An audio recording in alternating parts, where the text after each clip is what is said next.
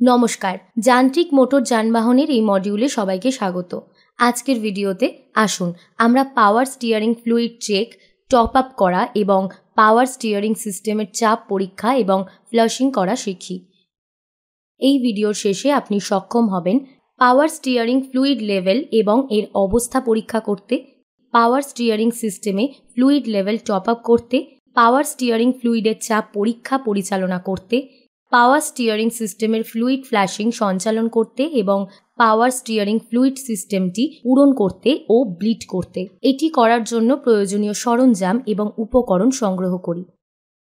একটি ট্রেনার্স টুল কিট, একটি power steering সহ দুটি যানবাহন, একটি প্রেশার গেজ, পাওয়ার স্টিয়ারিং হোস প্রয়োজন মতো, হাইড্রোলিক তেল প্রয়োজন মতো, তুলোর ওয়েস্ট প্রয়োজন মতো, সাবান তেল প্রয়োজন মতো, 5W তেল প্রয়োজন মতো, স্টিয়ারিং ফ্লুইড লেভেল চেক করা।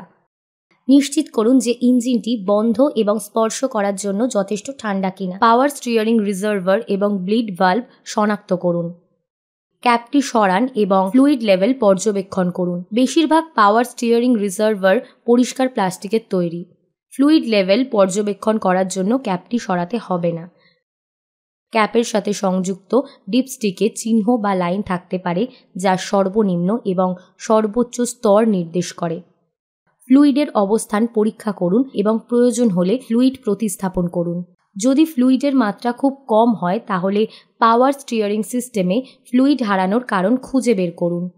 যদি ফ্লুইড লেভেল ন্যূনতম চিহ্নের নিচে থাকে তাহলে আপনাকে আরও পাওয়ার স্টিয়ারিং ফ্লুইড যোগ করতে হতে পারে। ধীরে ধীরে একসময় অল্প পরিমাণে ফ্লুইড যোগ করুন। অতিরিক্ত ফিলিং এড়াতে ঘন ঘন লেভেল পরীক্ষা করুন। কোনো অংশ ক্ষতিগ্রস্ত বা জীর্ণ হলে ত্রুটিপূর্ণ অংশ প্রতিস্থাপন করুন। প্রয়োজন হলে স্টিয়ারিং হুইল লক থেকে লক করার মাধ্যমে পাওয়ার স্টিয়ারিং সিস্টেমে ব্লিড করুন।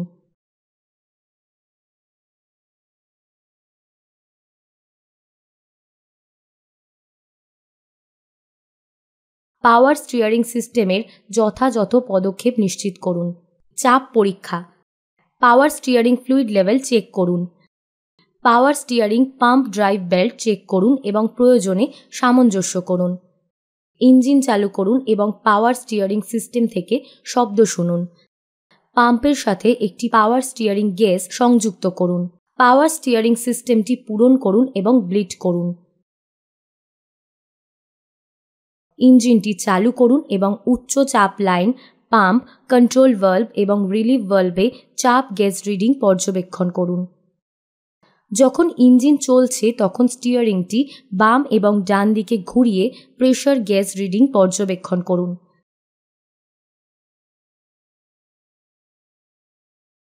যখন ইঞ্জিন চলছে চাপ গ্যাস ভালভ বন্ধ করুন এবং চাপ পড়া পর্যবেক্ষণ করুন। Flush system. পাওয়ার স্টিয়ারিং রিজার্ভারের নিচে একটি প্যান রাখুন। রিজার্ভারে রিটার্ন হোস ফিটিং সরান, জলাধার থেকে ফ্লুইড প্রবাহিত হতে দিন এবং রিটার্ন হোস প্যানে প্রবেশ করান। রিটার্ন পোর্ট প্লাগ করুন এবং রিজার্ভারে ফ্লুইড ভর্তি করুন। ইঞ্জিন চালু করুন এবং রিটার্ন হোস থেকে প্যানে ফ্লুইড নিষ্কাশনের অনুমতি দিন। পুরনো ফ্লুইড নিষ্কাশনের সাথে সাথে রিজার্ভারে পরিষ্কার ফ্লুইড যোগ করুন।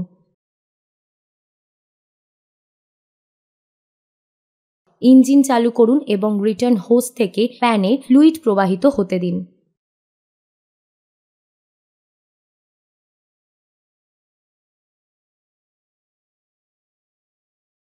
ফিলিং এবং ব্লিডিং।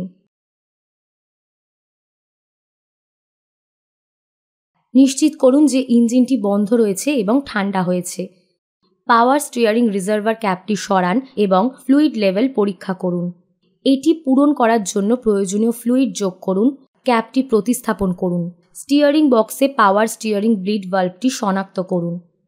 স্টিয়ারিং বক্স থেকে পাওয়ার স্টিয়ারিং পাম্প এবং অন্যান্য উপাদানগুলিতে পাওয়ার স্টিয়ারিং লাইনগুলি ট্রেস করুন। যদি একটি ব্লিড ভালভ থাকে তবে এটি এই লাইনগুলির সাথে অবস্থিত হতে পারে। স্টিয়ারিং বক্সে যে কোনো চিহ্ন বা লেভেল দেখুন যা ব্লিড ভালভের উপস্থিতি নির্দেশ করে। গাড়ির স্টিয়ারিং যদি কিছু শব্দ করে এবং স্টিয়ারিংকে আরও কঠিন করে তোলে, তবে এটি একটি এয়ার পকেটের কারণ হতে পারে যা পাওয়ার স্টিয়ারিং পাম্পে আটকে আছে। ব্লিড ভালভটি খুলুন এবং একটি ব্লিড ভালভ বন্ধ করতে স্টিয়ারিং হুইলটি কয়েকবার লক করুন। নিশ্চিত করুন যে এখানে পাওয়ার স্টিয়ারিং ফ্লুইড লাইনে বাতাস নেই।